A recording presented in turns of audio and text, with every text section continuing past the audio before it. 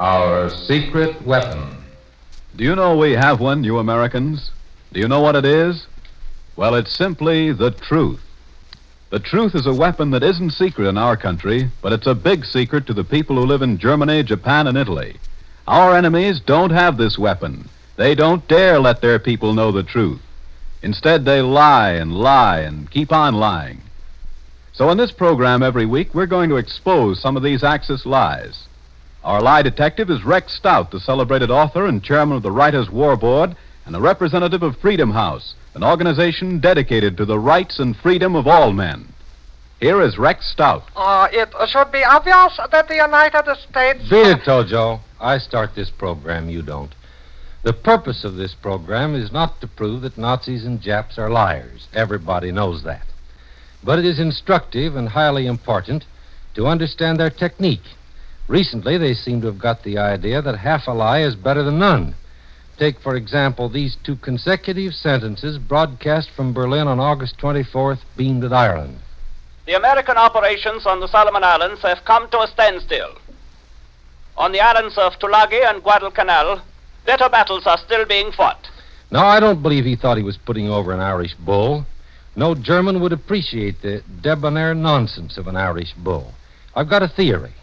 He was absolutely determined to tell some kind of a lie about our operations in the Solomon Islands, but on account of conflicting Japanese reports, he didn't know what the truth was. So he made those two contradictory statements, one right after the other, sure of one of them being a lie, so he would at least be batting 500. That may sound far-fetched, but if anyone has a better theory, send it along. I'm not being flippant. Whatever else we do or don't do about the Germans, we had darn well better understand them, what it is that makes them tick, or we'll make as big fools of ourselves as we did last time. Consider this. Here's the way the Germans handled the visit of Winston Churchill to Moscow. First, a broadcast of the official German news agency on August 2nd. The meeting between Churchill and Stalin was very excited and hysterical. It assumed a dramatic climax when Stalin accused Churchill of betraying the Soviet Union.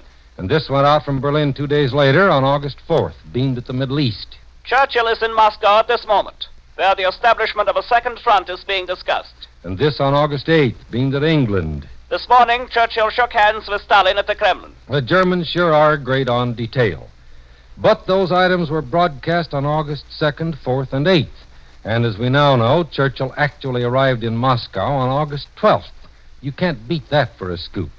And they kept right on. This came from Berlin at 9 p.m. on August 16th, beamed at the United States. The true reason for Churchill's trip to Moscow is now known. He wanted to see with his own eyes just how stable the Soviet regime is, and at the same time, to look around for other forces in Russia which would be willing to continue the war against Germany if the Stalin government should suddenly fall. I like that one particularly. It is so vivid. I can just see Churchill sneaking up one street of Moscow and down another, his collar turned up and his hat pulled over his eyes, looking around for the next Russian government. And he had to get a move on because he had promised Stalin he would be back at the Kremlin in time for dinner. What a man. Well, that was August 16th. On the 18th, the British made the official announcement of Churchill's trip, and then Berlin really went to it.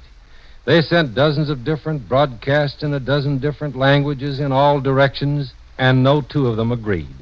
Here's one beamed at Brazil at 9:15 p.m. on August 18th. How deeply must England have fallen when her highest minister travels clear to Moscow to crawl before the Bolsheviks? England is now in such a bad spot, there's nothing left for her to do but to make a desperate appeal to the Russians, to plead with them to sacrifice themselves in order to save England. Another on the same date at 5 p.m. The Russian partner is seriously ill, if not already dead. That is why Churchill had to hurry to Moscow to shake hands with the man he hates most. The meeting, we are told, was dramatic.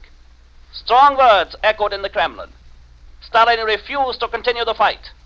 Churchill warned him that he must carry on. And so it went. Churchill pleading, crawling, warning, threatening, Churchill whining, Churchill thundering demands, all broadcast from Berlin in English, French, Italian, Hungarian, Norwegian, Danish, Finnish, Bulgarian, Afrikaans, Arabic. But the funny thing is, not a single word about it in German. Not a word to the German people. Apparently, Churchill's visit to Moscow was not as tasty a bit of news for the German palate as Berlin tried to make it out. Finally, when the British had themselves broadcast it in German, directed where it would do the most good, casual and slighting references were made to it at the tail end of German broadcasts for home consumption. It should be obvious that the United States... Beat it, Tojo. I'm working on Germany. Or say we hear one from Italy for a change. It's all the same. This was broadcast from Rome at 5 p.m. on August 21st, beamed at England. Mr. Roosevelt has got himself and his country into such a mess that he is now compelled to turn for help to the despised and ostracized Negro population. Mr. Roosevelt is encouraging the formation of a Negro regiment, and Mr. Knox is pushing Negroes into the Navy. Now they are putting Negro pilots on warplanes wherever there is any danger. The way Americans look at it, Negroes make excellent cannon fodder, and they should be proud to die in American uniforms, because that is all they are fit for. That broadcast went on like that for 10 minutes or more, denouncing us for the way we mistreat the Negroes. Reading it, I was reminded of the time Mussolini's son came over here on a visit and told with glee what great sport it was to dive in his airplane at a crowd of Ethiopian villagers, men, women, and children, and let them have it with the machine guns. I was also reminded of a passage in Mein Kampf, the German's Holy Writ, written by Adolf Hitler, in which Hitler said, As for the Negro, it does not dawn upon the depraved bourgeois world of America that it is a criminal absurdity to train a born half-ape until it is supposed a lawyer or doctor has been made of him. That it is a sin to let hundreds of thousands of talented men degenerate in the proletarian swamp while Hottentots and Zulus are trained for intellectual vocations. And so on and so forth.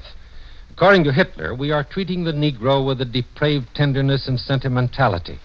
According to his Roman lickspittle, we are abusing him abominably and regarding him as fit only for cannon fodder. Both of them would wonder what on earth I was talking about if I told them that one of the things we are fighting this war to preserve is our Negro problem.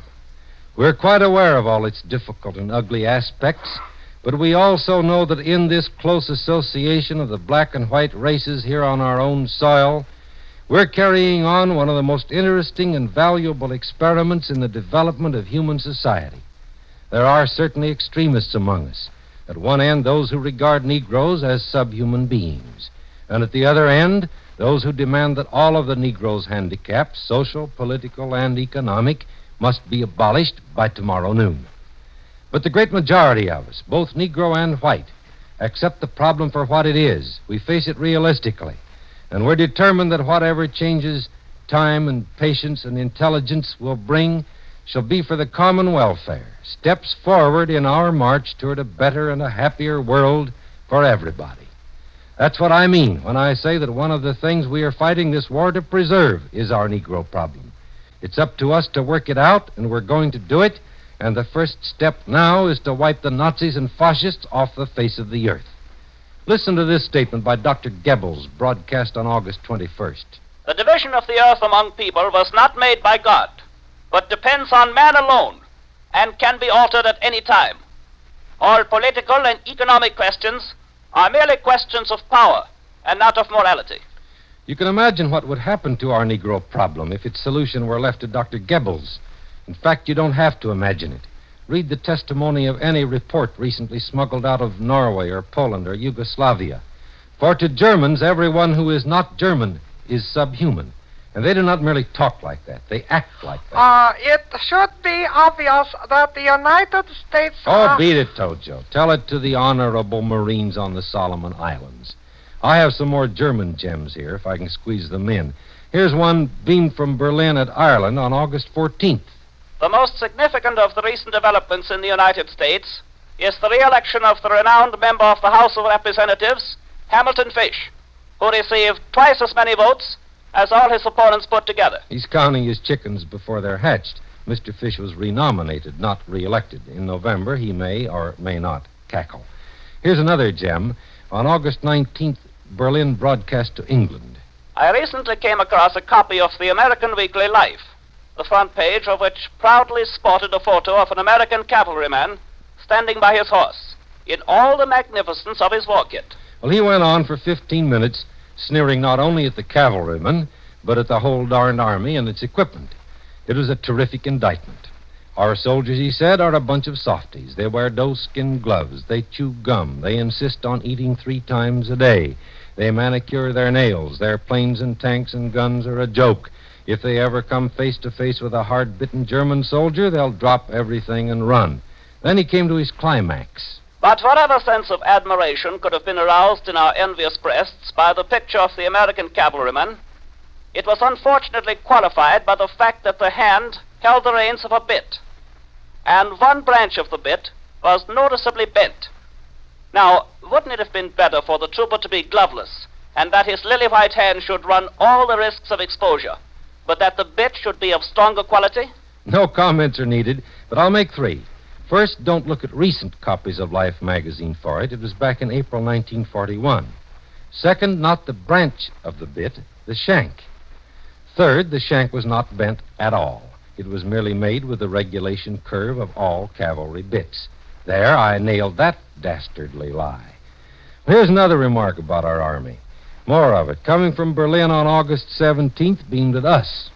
And now that it is becoming fashionable in America to disgrace the military uniform by recruiting soldiers from among the jailbirds, the logical step seems to be first to make Al Capone chief of the General Staff of the United States Army, and then to place him in command of all the armed forces of the United Nations. Our soldiers seem to be a bunch of softies and a gang of jailbirds at the same time. Quite a trick.